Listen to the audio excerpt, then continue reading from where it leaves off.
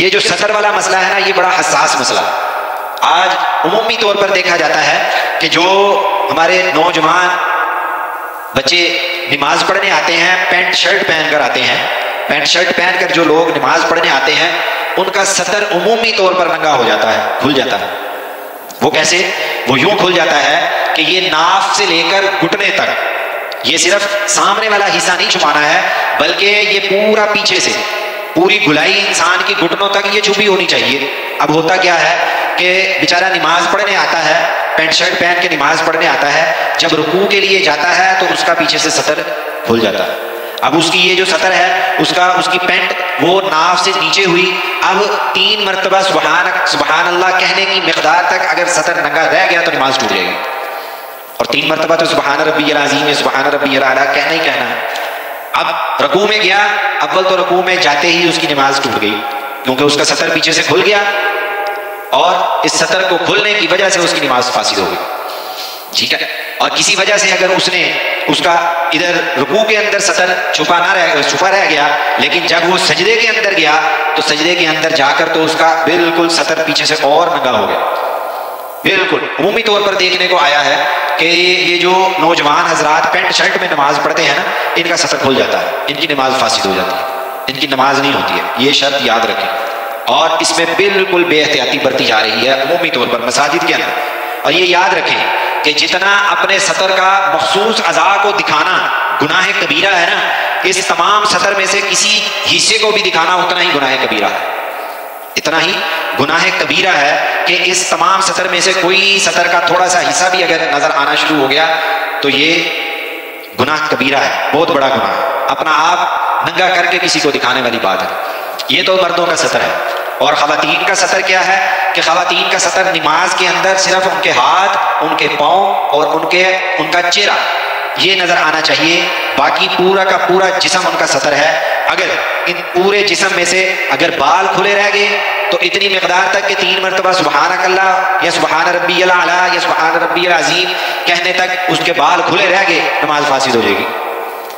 یا اس کا پانچا اس کی پنڈلی تک آ پہنچا اور اتنی دیر پہنچ گیا، نہ بے احتیاطی میں ہی چاہے پہنچ گیا، جان بوجھ کر نہ پہنچا، اٹھتے ہوئے شلوار اونچی ہو گئی، نہیں پتہ لگا، اور سبحانک اللہ 3 مرتبہ کہنے تک اگر اس کا سطر ننگا ہو گیا، چاہے کسی نے دیکھا ہے نہیں دیکھا، نماز ٹوٹ جائے گی، نماز فاسد ہو جائے گی۔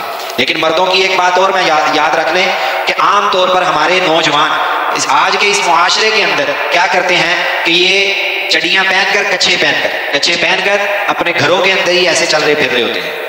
تو میرے بھائی یہ انتہائی بے شرمی کی بات ہے، شرعاً یہ بے شرمی کی بات ہے، یہ کوئی فیشن یا کوئی فخر کی بات نہیں ہے، یہ بے شرمی کی بات ہے کہ ننگے ہو کر اپنی ماں کے سامنے، اپنی بہن کے سامنے، اپنی بیٹی کے سامنے اس حالت میں بیٹھے ہو۔